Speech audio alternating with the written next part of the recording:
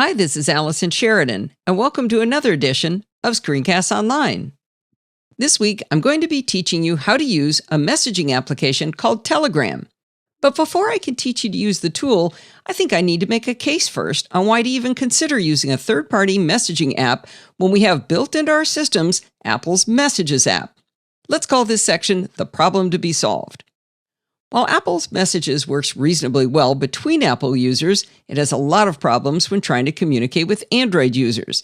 At the very least, there's the blue bubble, green bubble problem. Apple colors them differently to make sure we know that certain features we enjoy will not cross over to our Android friends. More importantly, though, your messages to green bubble people are not encrypted because they travel over the SMS/MMS protocol instead of the iMessage protocol that we use with our Apple friends.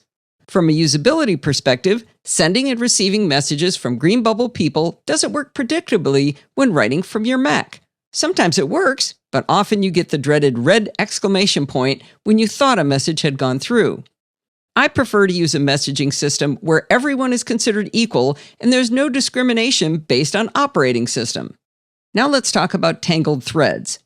Group conversations sometimes get confused where one person gets left out after a while, or you get two versions of the same conversation.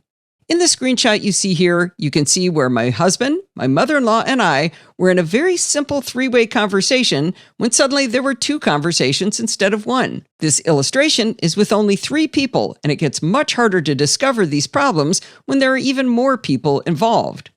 Search in Apple Messages is quite rudimentary. In theory, you can use the search field to find a conversation, and while it seems to work fairly reliably on iOS and iPadOS, it often has a terrible time finding anything on the macOS version of Messages. With Messages, if you make a typo, you simply cannot do anything about it after the fact.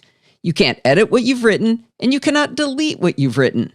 We've all heard horror stories about unfortunate typos, sometimes of the profane sort, and some of us have even experienced these ourselves. When this happens, there's nothing you can do but apologize profusely and hope the receiver doesn't know how to make a screenshot. Apple has done some very hard work to help make sure your message goes to the right address or phone number you intended, but it's very difficult for you to control this. It's not at all uncommon to be writing to an iPhone user and yet see a green bubble because Messages has chosen the wrong email address for that person. Fixing this is difficult and confusing. Now, I'm sure many of you are saying to yourselves, but my friends are here, my family is here. It's fine. Perhaps when you're done watching this tutorial, you'll stay with that sentiment. But I've been able to convince the vast majority of my friends to give Telegram a try, and they've stuck with it because it is so much better than Messages. Let's go through the problems one more time, but now in the context of how Telegram works. First of all, Telegram is cross-platform, so iPhone, Android, Linux, Mac, Windows, and iPadOS users are all treated identically. No green-blue bubble discrimination. Conversations between users can be end-to-end encrypted, unlike Messages with our Android users. Group threads never get tangled. I'm not exaggerating, it simply never happens. Syncing between devices is nearly instantaneous. Read conversations on one device always show up as read on other devices. Search on Telegram is incredibly useful, allowing you to not only find conversations, but find all of the instances of a conversation where you've used a word or a phrase and jump immediately to that point in your conversation. I love that Telegram lets you easily edit what you've written after you've hit send. Not only that, you can entirely delete a message you've written for both you and the other person, or you can delete it just for you. Now that second option sounds kind of odd, but let me give you a scenario where I use it. Let's say someone sends you a photo of the meat they cooked last night. I truly dislike looking at meat photos, so I could delete the image that someone sent me without hurting their feelings when they were trying to show off their grilling prowess. There's no confusion on what address you're sending to as there is on Messages. With Telegram, your account is tied to your phone number, but you have a username by which you can be found without someone knowing your phone number. You have only one identity, and that's it.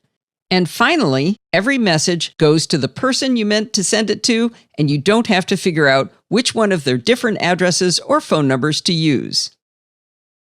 That's just a quick preview of one of this week's Apple-related tutorials from Screencasts Online. Screencasts Online is your premium source of Apple-related video tutorials.